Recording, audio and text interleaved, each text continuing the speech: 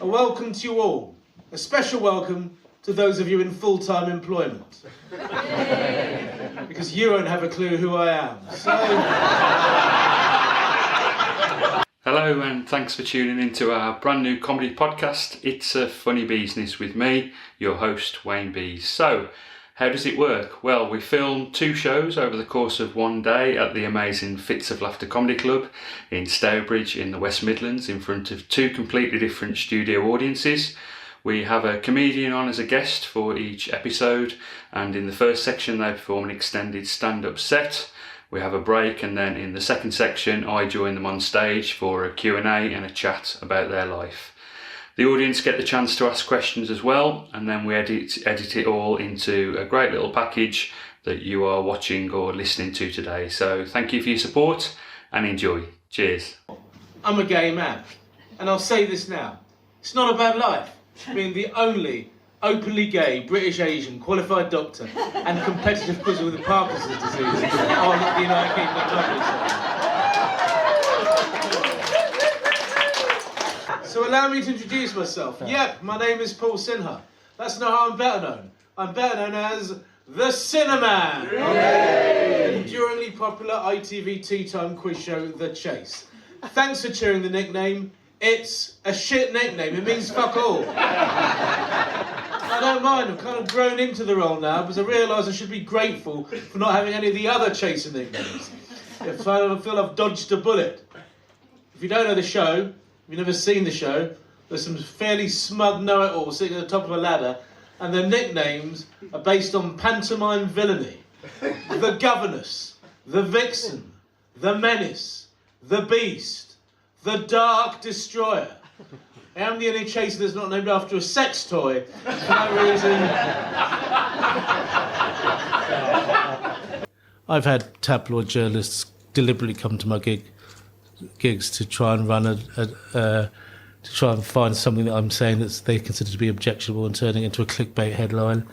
I hosted in one of the biggest incidents in my life. Last year I hosted the Attitude Awards, actually being Britain's biggest gay magazine. And to give you an idea of how big the awards were, the first award was presented by Ed Sheeran to Elton John. And I was the host of the awards, and I had to do 10 minutes at the top. And 2 days later, the tabloids running the headlines, Paul Sinha takes aim at fellow chasers, saying they're all named after sex toys.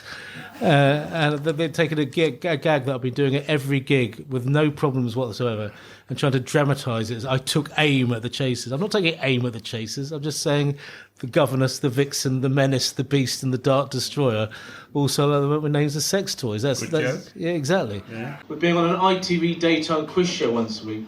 It does mean that the tabloids are always poking and prodding for an angle. And I won't give them one. I won't cooperate with the tabloids, but especially the Sun. I will not talk to the Sun. Again, no choice in the matter. I'm a lifelong Liverpool football fan. But furthermore, I never want to see the headline, Sarky, Darky, now has Parky. I'm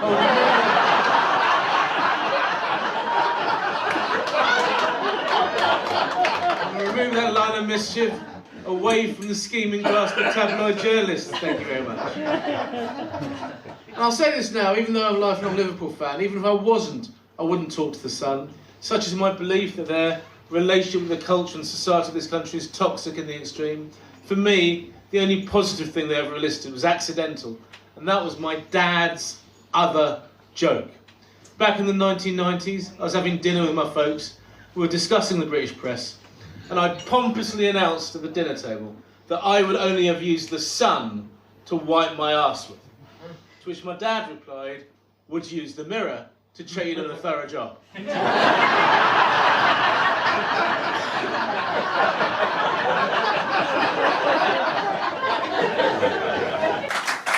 Oh, it's nice to see you again. It's delightful to be back. And you got Prosecco this time? Prosecco, yeah. I love water this afternoon, but it was a 3 o'clock show, so and I've stuck with the water and he's got fucking Prosecco. I wasn't offered any Prosecco. Let me tell you about the Prosecco. So a few years ago I had a show where I talked about the Christmases at the family home. We always have Prosecco. And the joke I had was I've been in love with Prosecco at Christmas ever since my sister first rang me up and said, it's your job to order the champagne this Christmas. And I did that joke on stage here. You did, yeah. And ever since, Trina, who runs this gig, has given me a bottle of Prosecco every time. So I'm trying to do justice to Trina's vision. Absolutely. Your Honour. Thank you for doing the first one. You were my first choice, so I'm glad that you're doing it. Of course I was.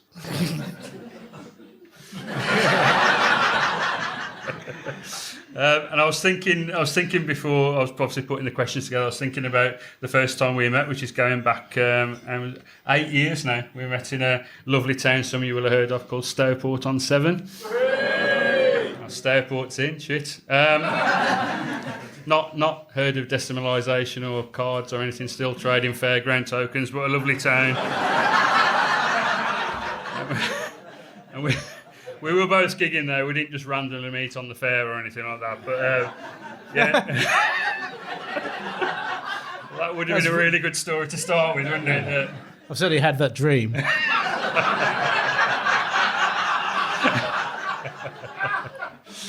We'll talk about that later. So yeah, we were both doing a gig at Stourport Civic Centre. I was emceeing it and Paul was headlining. That was the first time I'd ever met you. And yeah, you're fantastic. You're lovely off stage, fantastic on it. But what struck me is, without any causing any offence to anyone here, what struck me is it was the oldest audience I'd ever performed in by some distance. Sorry? Until tonight, yeah. God bless you. This is why you shouldn't get involved. No, but they were genuinely an older audience than I'd not obviously been doing comedy that long, and I just thought it must have been an offshoot of people who'd seen you on the Chase and then thought I'd like to come and see him do stand-up. But we've heard you talk quite openly about your sexuality, and you certainly do that a lot on stage now.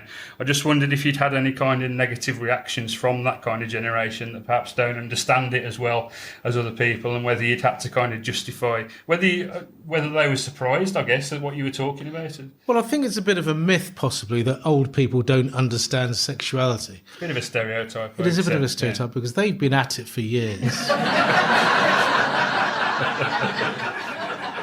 I mean, literally, that's Wayne Rooney's life. Honestly, you can't spend your life worrying. When I look at an audience, and especially if they come to see me do a solo show or something solo, I think, I don't care how old you are. If you come voluntarily to come and see me, you're a hero in my eyes. I don't care how. And I've realised over the years that attitude has served me well, because you never quite tell. The first time I went to Edinburgh to do a solo show, in 2004, I did a show about how much I hated the film Love Actually. Now, it wasn't a particularly out there show or in terms of material, but I was still at that stage where I was terrified of old people thinking that I'd be what they liked.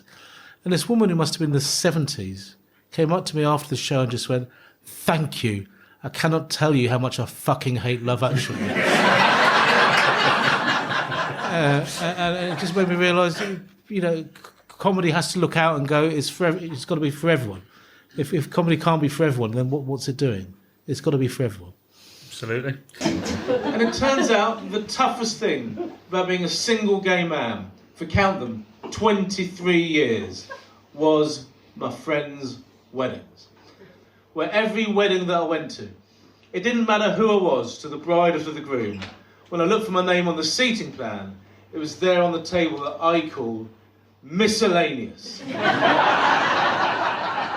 Every contemporary wedding now has a miscellaneous table containing 8 to 12 people sat around who have literally no idea who anybody else at that table might be. You have no option but to drink your way out of it as you realise that yet again they've sat you next to the other gay man at the wedding. We never have anything in common. There's always me who has to break the ice by praising him on conducting such a beautiful service.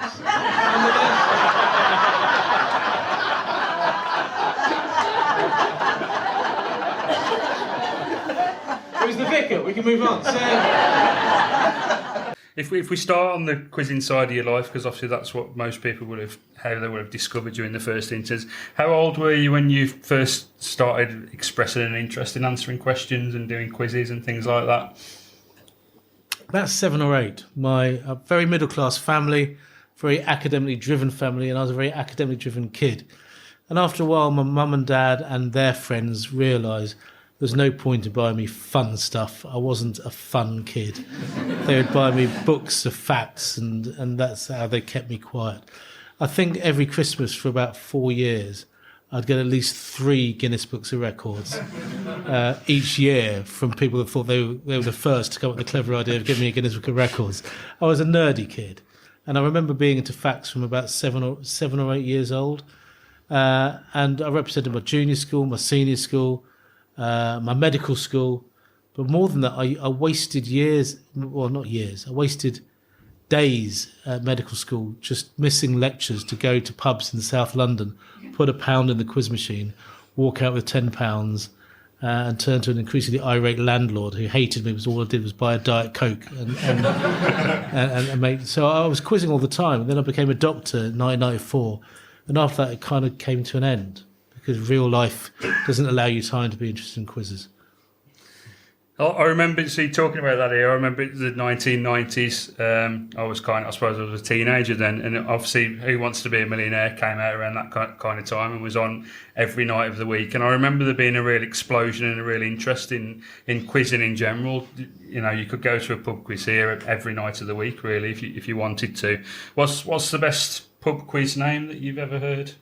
Well, that's easy because I heard a team's name once and it brought the house down and they got a standing ovation for the rest of the pub. And the team name was Halal, Is It Meat You're Looking For?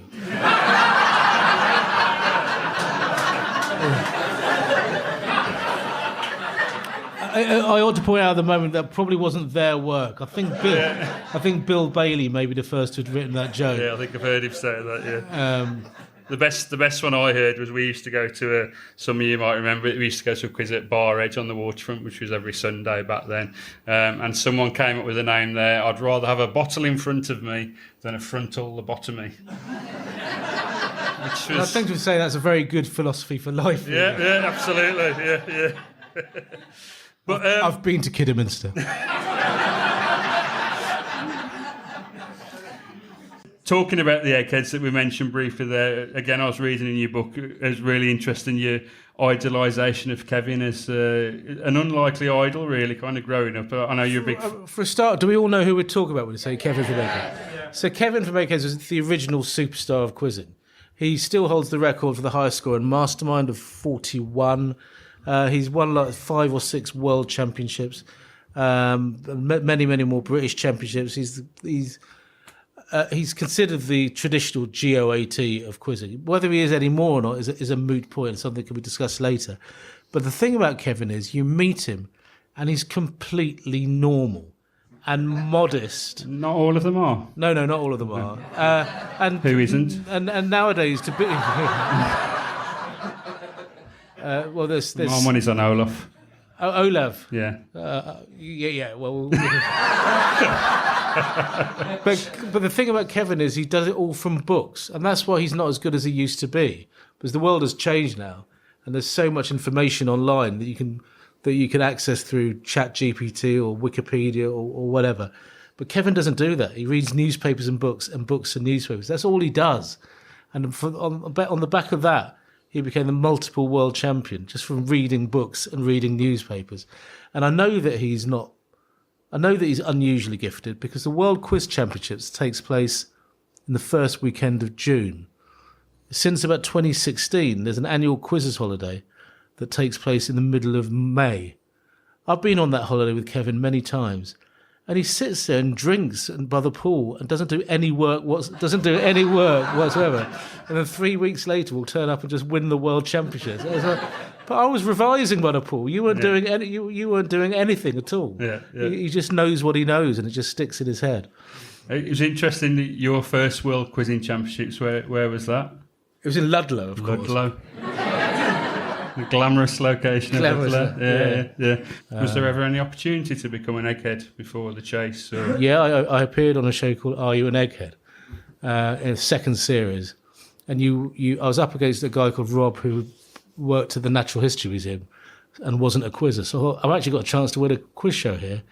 And you do rounds where you pick up eggheads and they can help you in the end.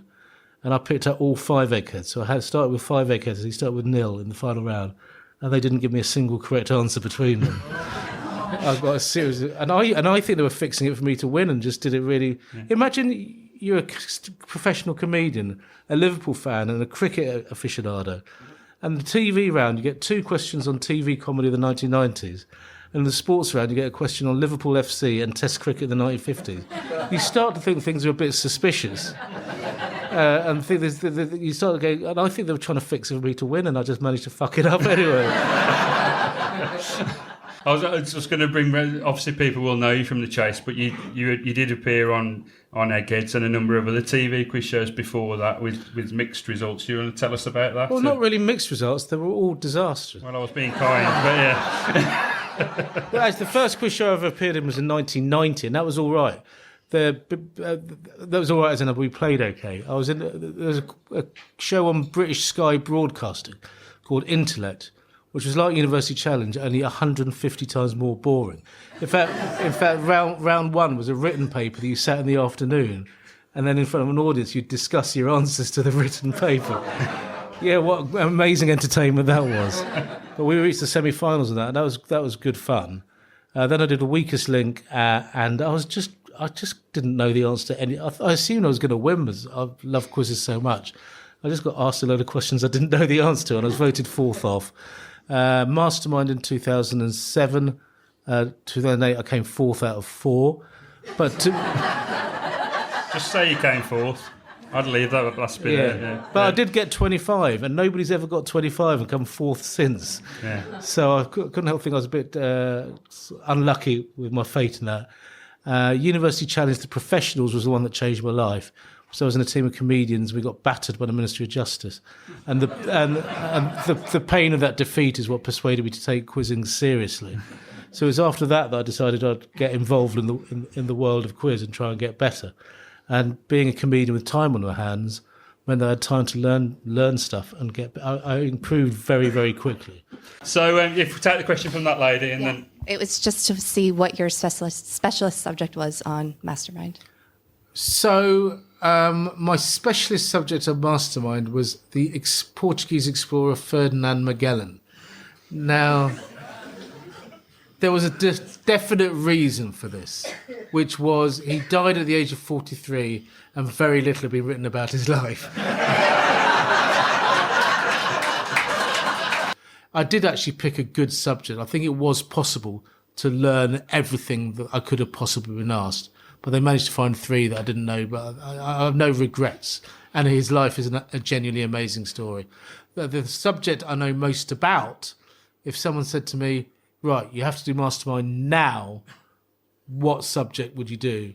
Would either be number 1 hits of the 1980s or British track and field athletics 1980 to 1996. Those were the subjects I think I know the most about now. So two of my dad's mates in that kind of era were they were going to pub quizzes kind of every night of the week, and they were doing all the kind of work in terms of learning all the stuff, and they were spending £100 a week, both of them each, phoning up to try and get onto Who Wants to Be a Millionaire. That was where they spend a lot of the time. Did you ever try? I know the 2 of the eggheads went on it, Pat and Judith, and won £1 million.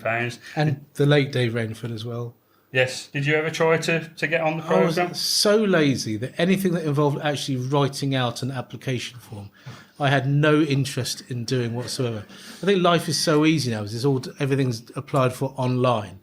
But there used to be a time where to apply for a TV show, you had to write a whole thing, write 100 words about yourself, find an envelope, go to the shops, buy a stamp, put the stamp on the envelope, find a pillar box, put it in, and then keep your fingers crossed and pray that one day a lucky postman might deliver it correctly.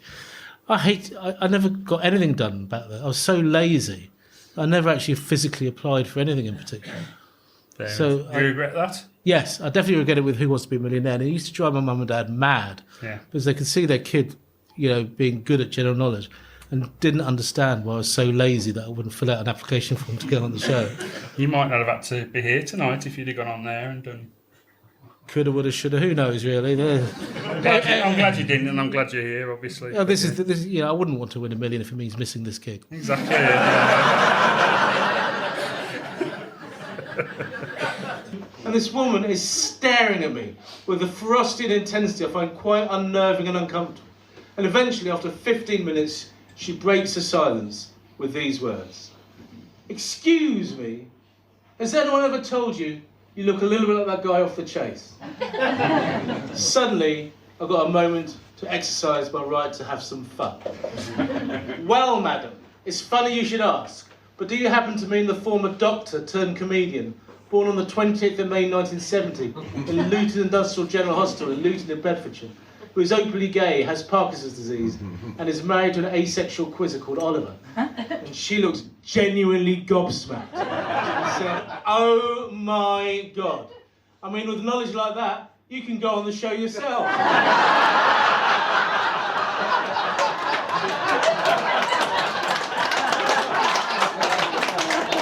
And so tell us a bit about how the opportunity to become a chaser came about, because obviously you weren't one of the originals. You were recruited, I think, in was it Series 2 or Series 3? Series 4. Series 4. So you came along later on, so just tell us a bit about how that came about. Well, the story of The Chase is Series 1 was Mark and Sean. Series 2 and 3 was Mark, Sean and Anne. In October 2010, I got out of bed and got on a train, went to Oxford University to take part in a very dull buzzer quiz tournament. And in the morning, we played against a team called I can't remember if it was the D-listers or the Z-listers, but it was an ironic name because it was Mark, Sean and Anne from The Chase and CJ Demouy from Eggheads. So I'm against 3 great quizzes and CJ Demouy from Eggheads. And as massive luck would have it, I chose that game to have a really, really good match-winning performance in the buzzer quiz. And I remember Sean, who's an incredible mountain of charisma, just shaking my hand afterwards and just saying, "Oh, what a performance, mate." And I was like, and he was so nice. And it turned out that 3 months later, ITV told them they needed a 4th chaser.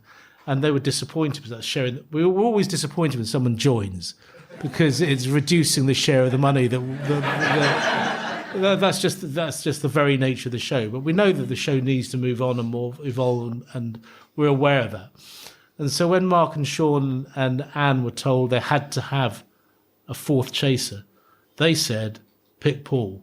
There's this guy who's a stand-up comedian who seems to be really good at quizzing." And so they said, Mark sent me a message on Facebook saying, "I think you should know that we all just recommended you to be a chaser." I sent an email to the team. They sent me an email back saying, "We'll bring you in for an audition." I went for the audition. We heard nothing for 3 weeks. Then 3 weeks later, my agent got a message going, "He's clearly got very good general knowledge, but we're not sure he's funny enough for the show." And I can honestly say that is the most brutal heckle I've ever received. To be told as a professional comedian that you're not funny enough for a show on telly that isn't actually a comedy show. But luckily my agent said, "You're wrong. Come and see him do comedy in his home environment." And the big difference was the first audition, it were all fake. It was all production team pretending to be contestants. Whereas in the second audition, it was all previous contestants. And that's where I was able to use my skills as a comedian to be more natural and make people laugh. And the second audition was like 1,000,000 times better than the first audition. And I started in 2011. That's how it happened. Brilliant.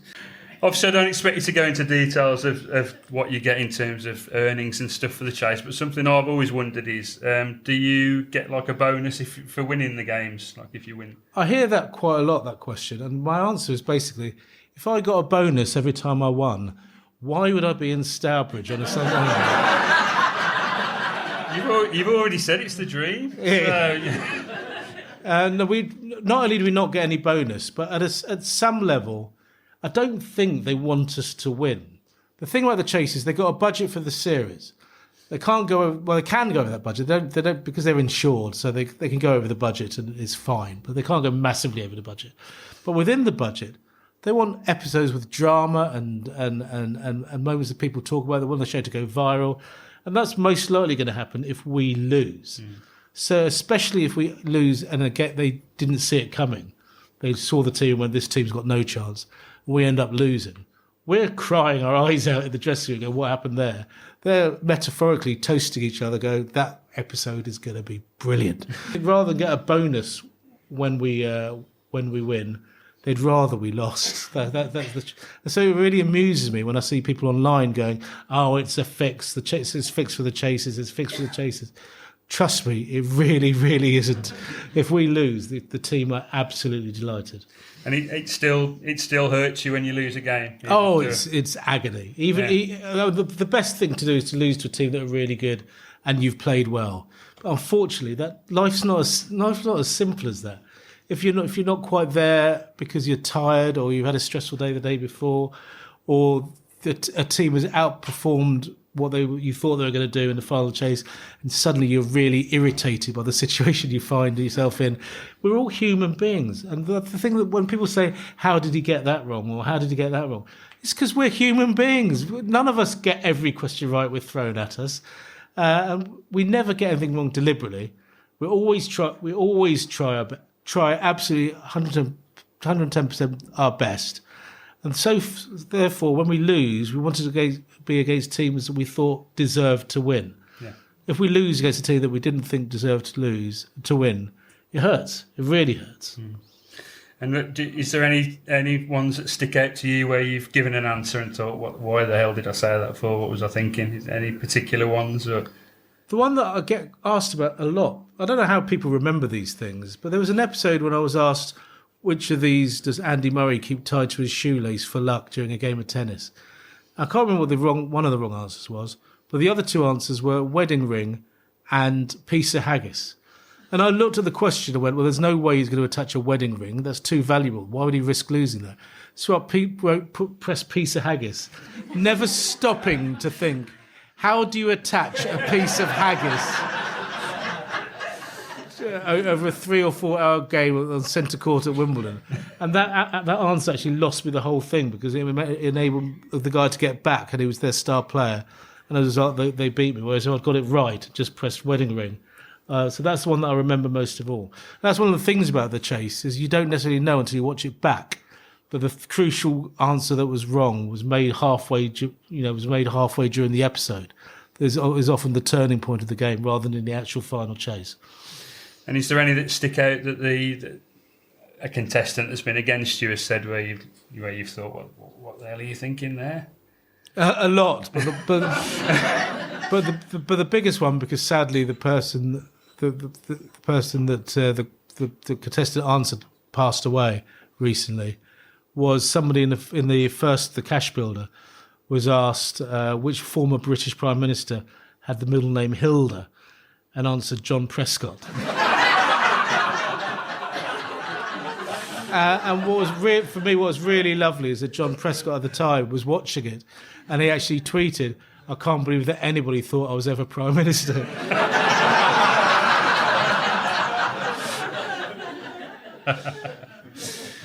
There are some games on the chase, and particularly on Beat the Chase, is the newer concept where you snatch money away from contestants really with seconds to spare, where they may be thinking they've got it, and then you snatch a last gasp win. Do you take delight in that? Do you get upset with that? No, absolutely. I can't speak for the other chasers. I can only speak for myself. I don't want it to get to the last second. I realise that sometimes for the drama of the show, that's what has to happen. But that's not my ambition. And to give you an example that illustrates my emotions, about 7 or 8 years ago, I was playing against a team, and they were playing for about £60,000. And they got about 21, 22, so clearly they deserved to win. With 2 seconds to go, I was asked a question that started Joe Dury, and I shouted out, "Tennis!" And they had to have VAR. And that's the worst bit, because you're not allowed to talk to the team. They're stood there, you're sat there. We can't communicate with each other, and it's horrible. And eventually the adjudicator came over, Olivia, and she said to me, "I'm really sorry, Paul, but you lost." And I remember exactly what I said to her, which was, "Thank fuck for that." Because although I'd done everything to stop them winning £60,000, when it came to VAR, I would much rather they just won it. Yeah. But that didn't stop me from shouting tennis at the top of my voice to stop them from winning the 60,000 in the first place. And is it different with the celebrity versions? Because obviously you're stopping charities getting money there. Is that? Yeah, it's very different. We want to beat the celebrities. It's really simple. I'm not even exaggerating here when I say we do not care about the charities. Oh, well, apart from the charity to help people who are so neurologically deprived that they drop glasses at the drop of a hat. We can't think about the charity. The charity episodes, we want to beat the celebrities because of the we want to prove to the world it's not fixed, for a start, but also they're not real people. They're real people. Their lives change based on the results of an episode of The Chase. Celebrities are trying to raise money for a charity, and if they don't raise money for the charity, that time they might get on Pointless or Tipping Point or Catchphrase or Beat the Chasers or another episode of The Chase. They're going to have all sorts of opportunities in their life to raise money for that charity. So honestly, I don't care. When we stop people celebrities from winning money for charity, I don't care. And the degree to which I don't care, I was on an episode with Giles Corran, Rachel Johnson, Boris Johnson's sister, Chris Packham, who as we know, is deeply autistic. The three of them got back and they scored 22 or 23, and I caught them with 2 seconds to go. And I could not have been more delighted until I watched it back a year later, and Rachel Johnson was trying to raise money for Parkinson's UK. And I thought to myself, at least I've proved that even when it's for a charity that helps me out, I'm still trying to stop them from winning money. Honestly, I don't care about the celebrities. It's real people. It's real people I give a shit about. So you don't get much time to bond with the contestants or to spend much time with them, I guess. But is there ever anyone that you've kind of really disliked and really wanted to beat? Oddly enough, in the early days when it was a bit more panto, I joined in 2011, and from 2011 to about 2013, 14, there'd be regular episodes that would go viral for something that was said or something that was... before ITV started getting rid of unsolicited videos on YouTube, there were a lot of very funny clips of... there was Anne Hegarty telling a kid, you just weren't good enough. And he turns to her and says, well, you're not thin enough. Or something like that. So... And then there's a famous guy that called his teammate a maggot for taking the lower offer. A very miserable baker from Scotland, and there were lots of episodes like that. But after a while, especially with the way that the media turns everything viral, they have to look out for the welfare of the contestants as well. And so we don't have big run-ins with the contestants anymore. We used to. There was a woman who said to me when I came out, I've seen you do comedy. You're not as funny as you think you are. And when I beat her at the end, I said, "You can tell your kids that you were beaten by the award-winning comedian Paul Sinha." But that sort of being rude to each other, panto bit, it's not really encouraged now. We try and be as nice because these people get battered on social media. We don't need to be encouraging that. Yeah. What do you think about people who take the low offer when they could so obviously go for the middle or the higher offer? Well, here we go. This is the big debate. I've got a lot of opinions on the matter. The first opinion is absolutely sometimes the lower offer is the right offer. Absolutely sometimes the producers fix it so that the lower offer is generous to try and persuade people to take the lower offer. Sometimes they get like £1,000, say, and the lower offer is £500 rather than minus £500. The producers sometimes deliberately give generous lower offers. It's a team game, and the team game is won by making the tactics that are best for the team. That said, the lower offer isn't always the right offer. I think if you're good, then you should back yourself. The low offer is meant to be a mechanism by which the weaker players can try and get back to the team to help the team. But if you take a massive lower offer back and then you play the final chase and you get in the way and get things wrong, then that's the mistake, not the lower offer. It's how you play in the final chase to match what you've taken back.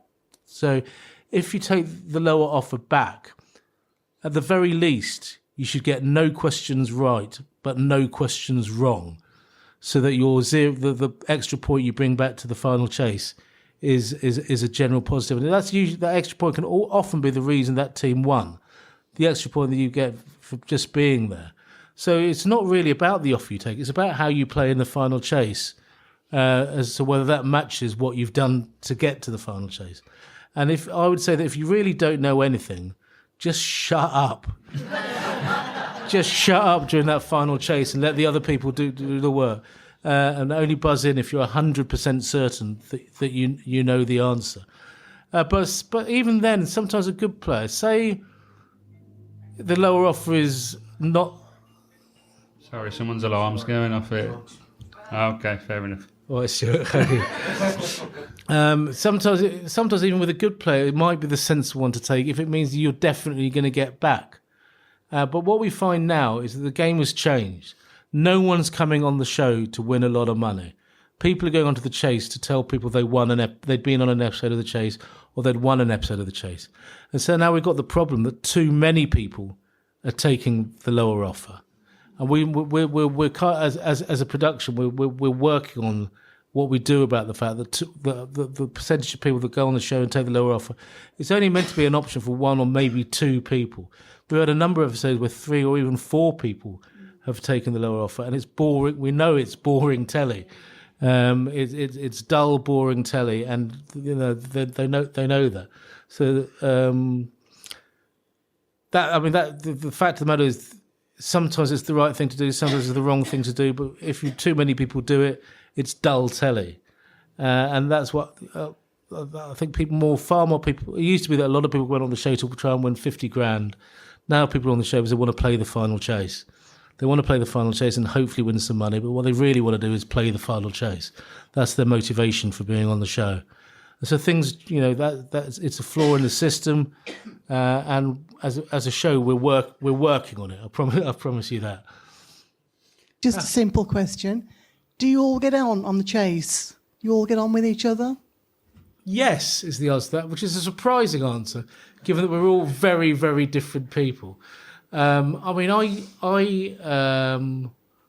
laughed my head off when I received an invitation from GB News to be interviewed by Nigel Farage, thinking that I'd honestly sooner die. Whereas Mark Lebet was happily interviewed by Nigel Farage on exactly the same show. We are very different people, but how can we possibly not be very different people? We're 6 people chosen to be professional quizzes on ITV, and we are very loyal people to each other. We know that the only way to be is supportive of each other, with the various contract negotiations, this, that, and the other. We all need to be singing from the same hymn sheet. There's no doubt that Jenny is the one I get on with the best, because Jenny likes a drink. And to give you an idea about how tight the world is, Jenny joined in 2015. 3 years previous to that, in 2012, I turned up at Jenny's 30th birthday party and played the piano and sang hit records of 1982, our birthday party 3 years previous. And so we all kind of know each other from the quiz world. We get on with each other. We know how each other tick. If we didn't get on, Beat the Chasers couldn't possibly happen. It just couldn't happen. And there was an incident in Series 2 or Series 3 of Beat the Chasers where Jenny hits me because I buzzed in and got a question wrong on Star Wars. And she was absolutely right to hit me because I know absolutely fuck all about Star Wars. And I just had a complete loss of sanity and buzzed in on a Star Wars question, forgetting that we were playing as a team. And I thought it was hilarious, not least because between us, we forgot that we hadn't got the question right. And therefore, the next question was meant to be for us and not for them. We forgot to listen to the next question, so we got that one wrong as well. And the media made a big thing of, dissent in the ranks. We both thought it was hilarious. We get on really well. Do you find it hard to keep up with the general knowledge for the quizzing, given basically how shit the world is at the moment? It's a very interesting question because it sounds like a light question, and yet that's very much at the core of my daily existence, is what do I do when I get up? Because when I go onto Twitter to look stuff up and see what's going on in the world, it's so relentlessly depressing. And I must admit, there's an element of me going, oh, if there's a question about what J.D. Vance is doing next, I don't mind getting it wrong. I don't mind not knowing what the answer to the question is. I'm still very hungry for new quiz information, new quiz facts, and I still work hard at keeping up with stuff. But my God, it's hard. You fall asleep for 24 hours, and the next thing you know, there's a meme about a rock star from Arizona that you've never even heard of, and the whole world is wagging on about them. We live in a world now where we're being bombarded with multimedia coverage of so many different things. In the 1980s, if you appeared on Mastermind, there was kind of a syllabus that you could complete where you'd know everything they could possibly ask you on Mastermind.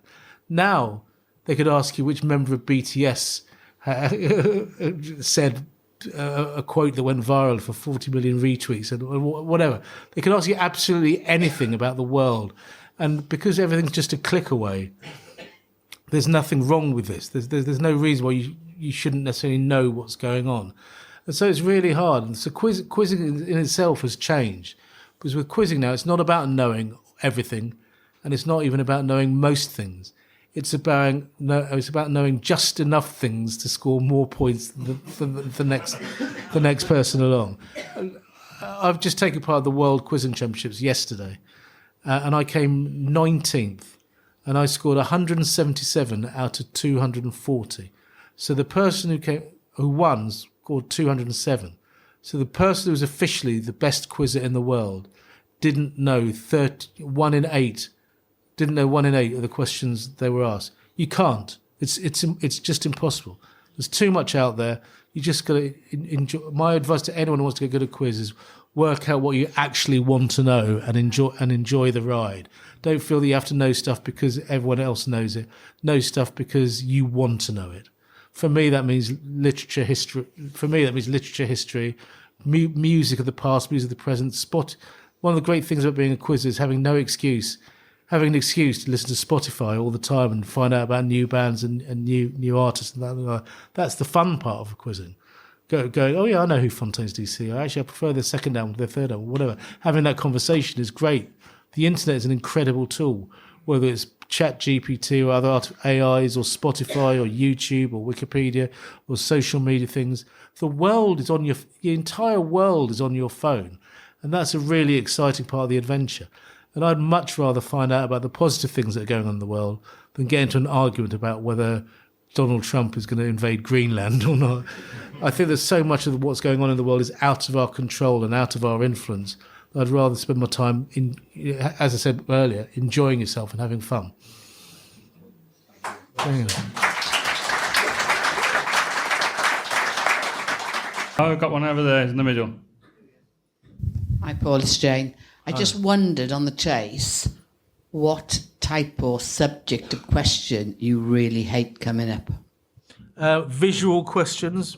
So I don't really do pub quizzes because I can't really...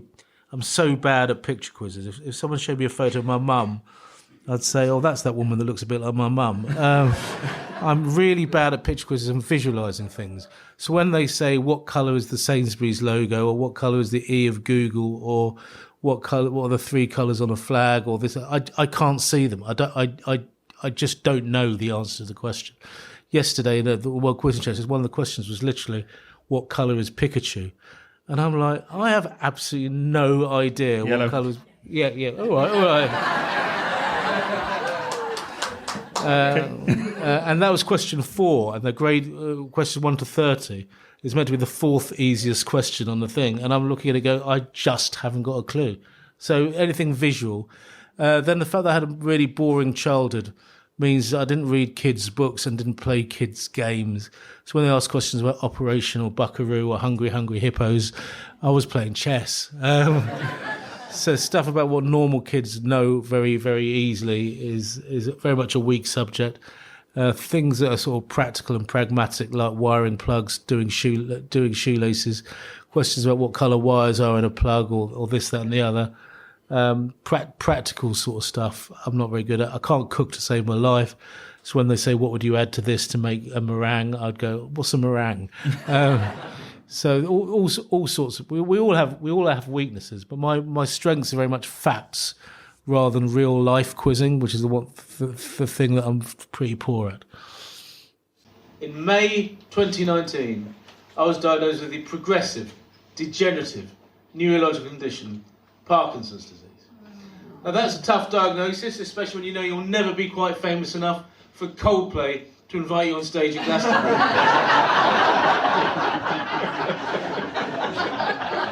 Nonetheless, I'm very determined to live my life with a degree of good cheer and optimism. Main reason being, don't have a fucking choice in the matter, do I? You've got to deal with the cards you've been dealt. So this is how I deal with it. I look at having Parkinson's as being much like being a professional footballer playing your career out in Saudi Arabia.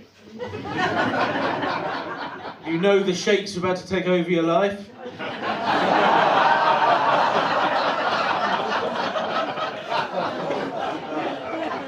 I'm sensing a degree of resistance in the room.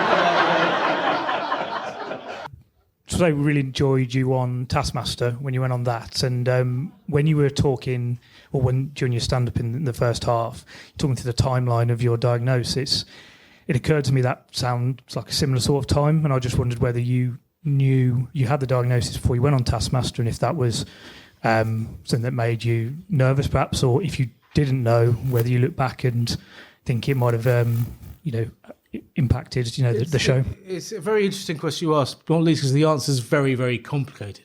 So I started having this right shoulder problem in a year before I did Taskmaster, but it was treated as an orthopaedic problem. So we had no idea I had Parkinson's. When we had the interview with the producers to get me on the show, I said, by the way, you ought to know I've got this shoulder problem, and they said it's fine. We'll deal with it. It's not a problem. But the very first, do you remember the task where I was shouting, looking for a baby monitor? That was the very first task they gave me that day. And that Tuesday, that evening, I played in a match in the Quiz League of London, and there were two answers I got wrong that I absolutely knew completely, and I got wrong. And I sent one of my best mates a message on Facebook going, I got these two questions wrong, and I'm worried about why I got them wrong. That very day. So I think there was some sort of the cognitive part of the Parkinson thing had started. The good news is that I would have been shit on Taskmaster whatever happened. I've watched so many of the episodes back since, and I've sat since the diagnosis of Parkinson's and me getting better due to the medication that I've been on, the increased level of dopamine. And I've watched so many episodes going, nope, I still have no idea how I'd have approached that task. Task solving and problem solving and lateral thinking is absolutely not my thing. And I'm relieved that I don't try and use Taskmaster as an excuse for what happened. But what I will say is on the ones with the outside tasks with Lou Sanders and Ian Sterling, I was on very heavy painkillers because I'd recently had a major operation on the right shoulder. And I was on, and so the producers must look at that bit where I'm being dragged across concrete by Lou and Ian Sterling and go, I don't think we can justify this from a legal health and safety point of view. But I'm not going to make a complaint now. They've treated me really well.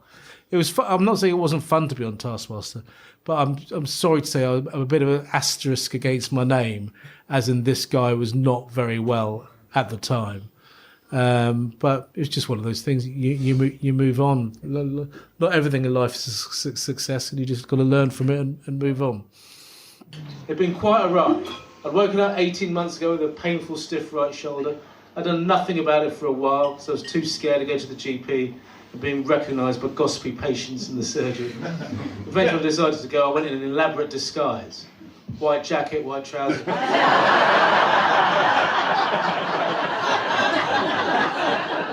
hat that said, ask me anything, I'm the Sinnerman.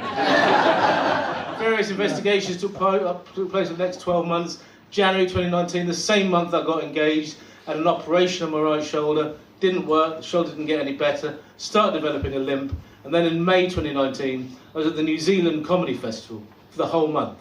And early on, 3 a.m, Monday night, Tuesday morning, I fall face first onto Auckland pavement. It was 3 a.m, and I was pissed out my skull, so I didn't draw any conclusions.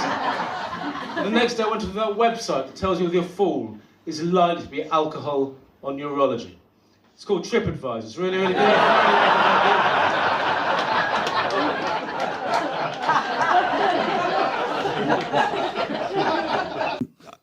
You're set in the first half.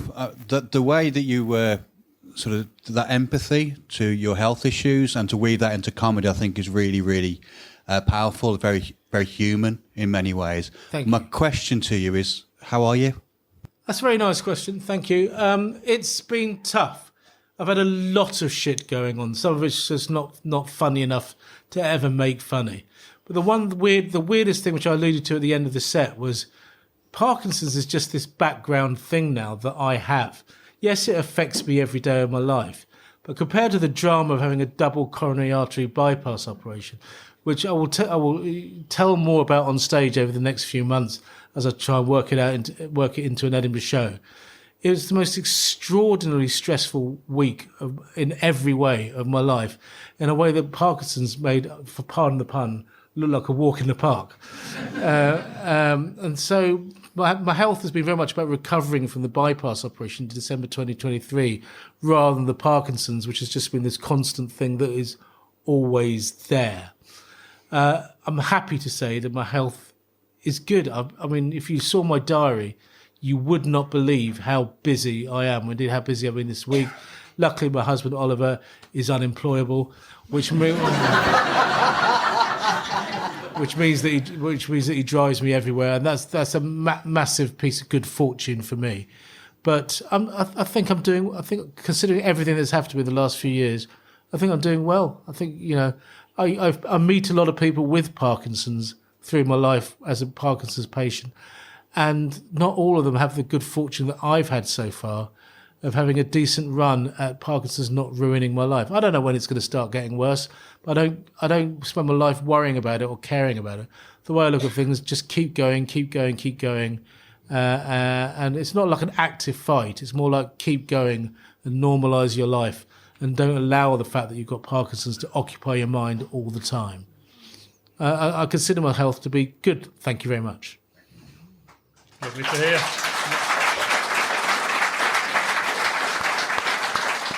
If you want a selfie, by the way, that's absolutely fine. If you want me to sign anything, fuck off. I've got Parkinson's disease.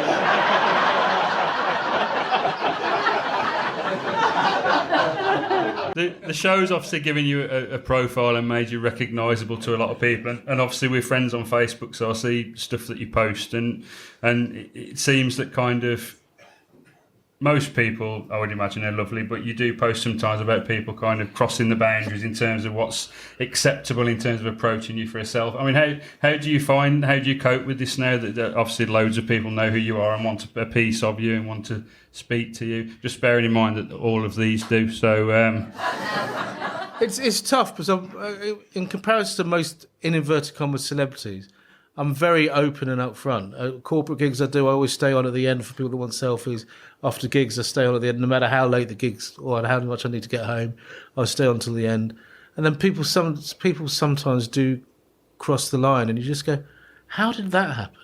And I think it's because it's unusual for celebrities to be as open and as available. It never used to be the case that was the case. And so people have forgotten how to behave. There was a gig I did once, and the gig was amazing. And then this woman ruined my entire night by saying, "Can you get your Parkinson's hand out of the way of the photo?" I just couldn't believe that she'd said that. It's less rude to ask me to take my glasses off because I want more people to recognise you. But if I'm wearing glasses, I'm wearing them because I need the glass. I need the. So when people say, "Can you take your glasses off for a photo?" I'm like, "No." I need these glasses to be able to see stuff, and people do cross the line all the time, or they think they're being funny by making a joke about the Parkinson's or whatever. And it's like, no, I get to make the jokes about the Parkinson's. No one else gets to make jokes about the Parkinson's. Not at least someone I've never met before. And so, but it's invariably all right. I think it's part of the comedian's psyche. There's a famous cartoon of how a comedian sees the audience. And he looks out to the sea of faces, and 60 of them are laughing, and there's one person who's not. And the cartoon is of that comedian just honing in on that one person who's not laughing. That's how comedians that's how we tend to see life is we concentrate on that one person that's not enjoying themselves and make them more important than the people who are having a really, really good time. So I've got to say that I love being a celebrity. I love what, I would hate to think that one day I'll that everyone had forgotten who I was. And I think that you read all the time about people who go into spirals of depression or substance abuse because they can't cope with not being a celebrity anymore. I'd hate that to happen to me. So I overall, the experience of being well known, I love the happiness that it's brought my parents because at the end of the day, I gave up the career they thought was my destiny to become a comedian and then a quizzer. And they were never quite there with it until The Chase came along. And they thought, oh, my God, our son's on telly. The only way I'd ever made telly as a doctor is if I'd been accused of severe malpractice. In 1966, in the city of Calcutta, a charismatic junior doctor called Dr. Deepak Sinha first plucked up the courage to ask on a date a hot student nurse he'd recently met called Miss Olika Smith. That's right, my mum's maiden name is Smith. It is an unusual maiden name for somebody with full Bengali heritage. But there is an explanation, which is, I'm lying, I made it up. That's not her maiden name. My mum's maiden name is actually Chakrabarti.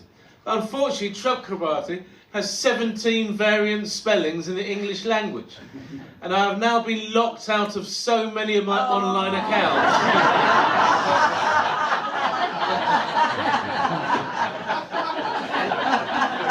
Many years ago, I made a pragmatic decision that my mum's middle name is, always shall be, Smith. Trust me, it's a hell of a lot easier that way. It was lovely to read in your book how much Countdown's been an important programme for you, bringing your family together right from a very early age. And I'd like to share the story with the audience of your mum, what she said when she woke up after having a breast cancer operation.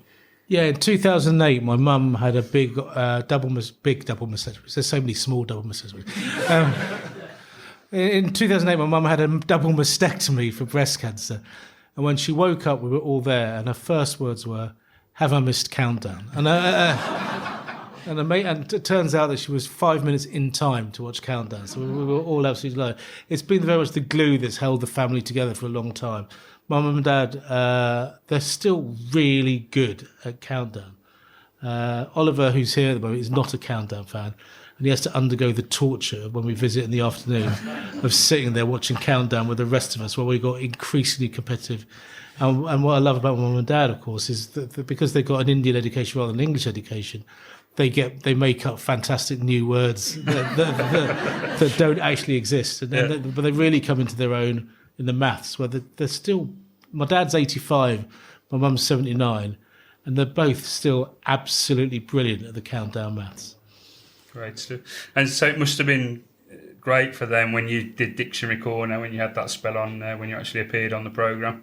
Yeah, it was a moment of pride for me to do Countdown's Dictionary Corner because, well, for 20 years, my mum and dad said, "Why are you not on Dictionary Corner yet?" So it was great to do Dictionary Corner, but what was even prouder was my mum and dad were sat at the front. And at the end, when they do the conundrum, if the two contestants don't get the conundrum, then it goes to the audience.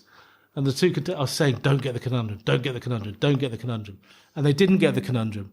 And they went to the audience and said, "Has anyone else got it?" And my dad put his hand up.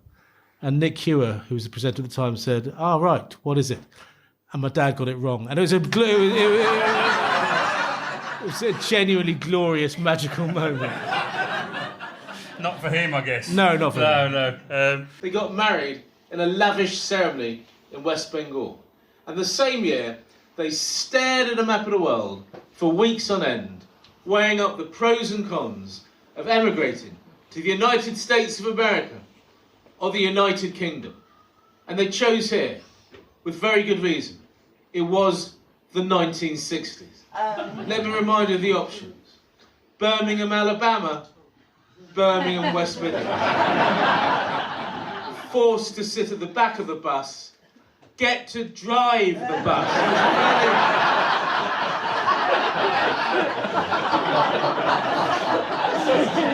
So if we move on, we're fast running out of time, but if we move on to talk about obviously what brings you here to us today, stand-up comedy. We talked a lot about quizzing and the chase and everything.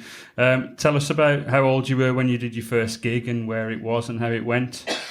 I was 25. I'd been a junior house officer for 5 months. I'd started in February. It was just the first week of June, 1995.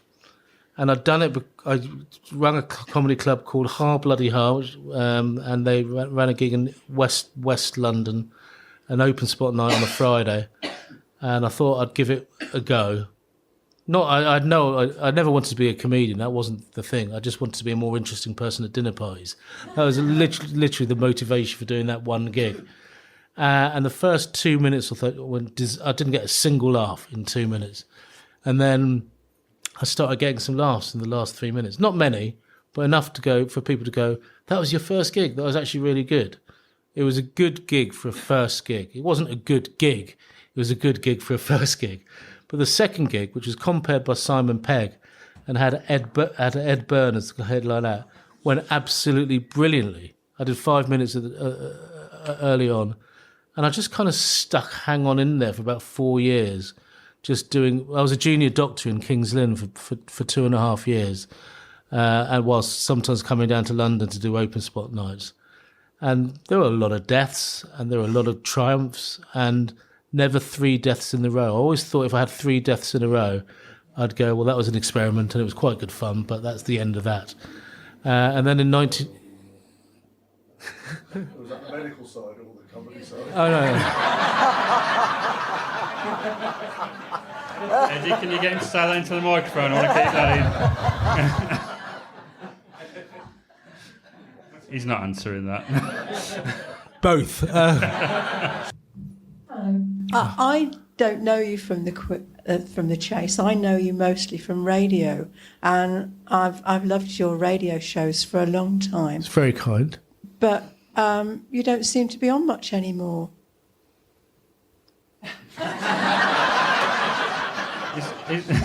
Is that a question, or are you... They had a big meeting last year. It was called "What to Do with the Sinnerman." No, I miss you. I miss you in the radio. I did the news quiz in January. I don't have the physical stamina for just a minute. And there's a new series of Paul Sinner's pub quiz that's going to be coming out in the autumn. We're recording 6 episodes this year, and it'll be coming out in the autumn. Fighting Talk, which is the sports panel show that I used to. I just don't do it anymore because it's too time consuming for not enough money. It's fun to do, but it's just too time consuming to write 9 really funny answers when you're only going to get the questions with about 12 hours before the show's actually. It's just too time consuming, and I don't follow football enough for me to be really fluent and good at writing jokes about football on Fighting Talk anymore. So I sort of fell out of love with Fighting Talk rather than the other way around. I think everything's changed since COVID. I think everyone's on telly and radio less than they used to be since COVID, because we're all more tired, and we concentrate on a smaller coterie of things that we're good at than before COVID, when we were all collectively doing far more. So there's no big reason why I'm on radio less. I still do the radio shows that I like doing, and Paul Sinner's pub quiz has been recommissioned for a new series in the autumn. But thank you for your concern. I'm glad to see that a lad from Luton and Dunstable is a Liverpool fan. I wondered how that came about. But I've also heard it said that you are actually a Worcestershire County Cricket Club fan. Is this true? And is it because of your love of the cricketer Capel Dev? I think you might be familiar to me as someone that I met very recently. No, I'm an out-of-work Greg Wallace lookalike.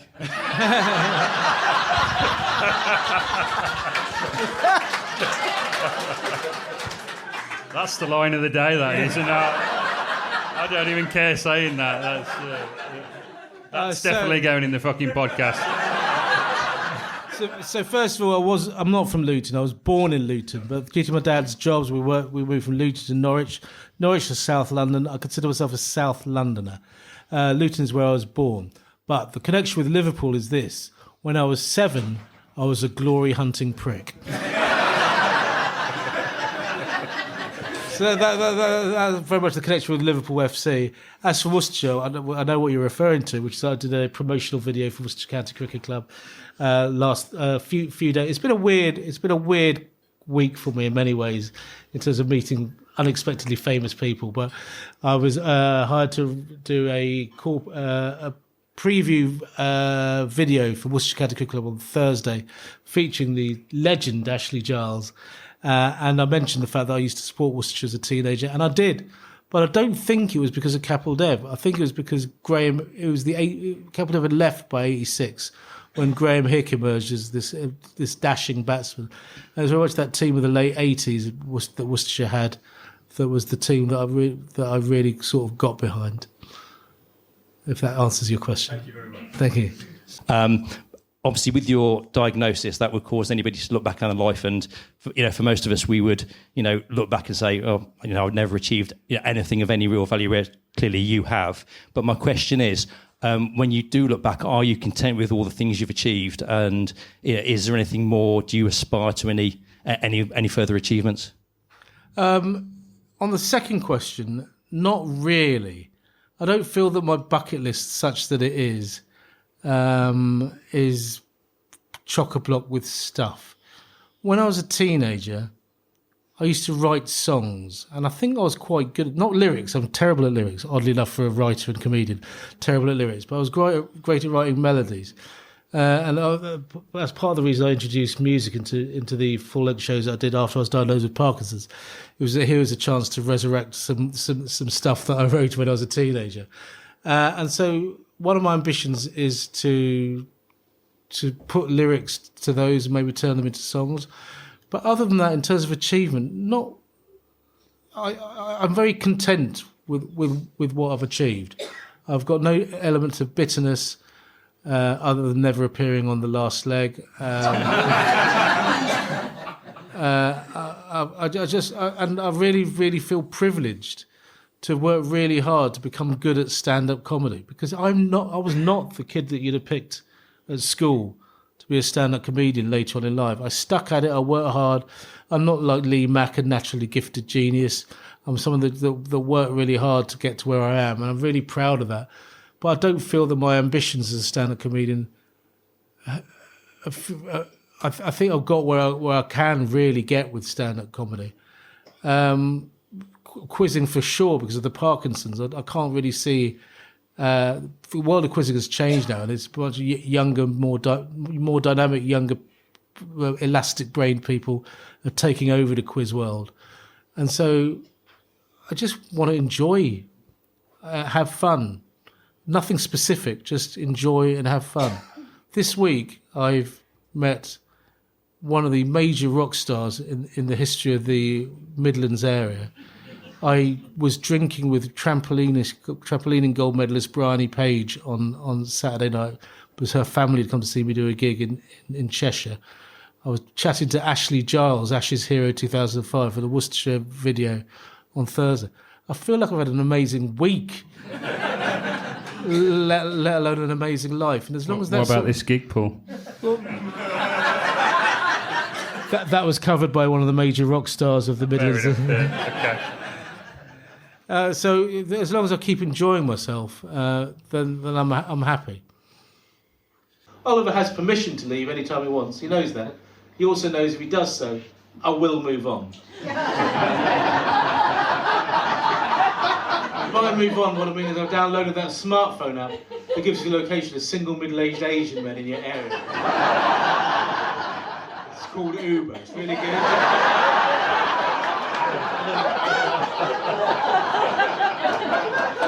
I'd just like you to leave us on this, Paul. It's a story that I know you've told it on stage before, but I always enjoy hearing about it.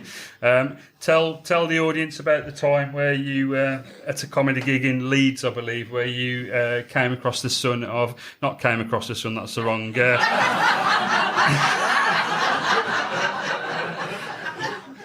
where you met the son of someone that you'd beaten on the chase. Beaten rather than beaten off. Right. Yeah. So That's a different story altogether. This is still the favourite thing that happened to me on account of being on the show. And it's early days. I made my debut in 2011. A year later, I'm in a comedy club in Leeds called the Hi-Fi Club. Great club. If you're in Leeds, go Friday, Saturday night. Great comedy club. And I get there. It's an 8 o'clock start. I get there about 7:30. And I'm looking around the room, and this young lad spots me, wanders over and says, "You beat my dad in a final chase." That was an amusing conversational starter. We discussed, and it turns out I remembered his dad as someone who played very well. And I'm still, oddly enough, Facebook friends with his dad. I thought that'd be the end of the conversation. And then I'm closing the show about an hour and a half later. I get to the mic. I'm about to tell people I'm from the chase when this lad stands up and says, "You cost me an Xbox, you cunt."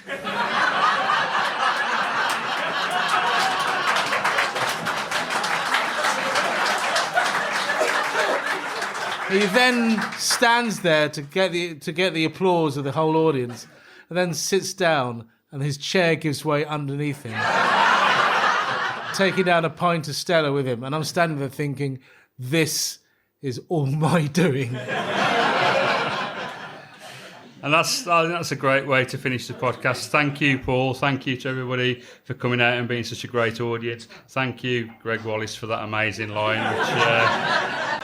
But it's been a great privilege, both this afternoon and this evening, to spend some time with this wonderful man. I'm so pleased to hear that your health's doing great. You look great.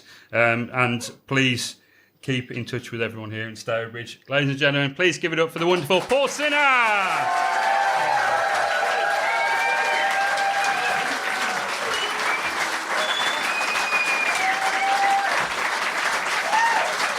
Thank you for joining us for the first episode of our podcast, It's a Funny Business. We really hope you enjoyed it. Please help us to spread the word and tell your friends about it. If you'd like to be in the studio audience for a future show, you can book tickets at www.funnybusiness.co.uk/livepod.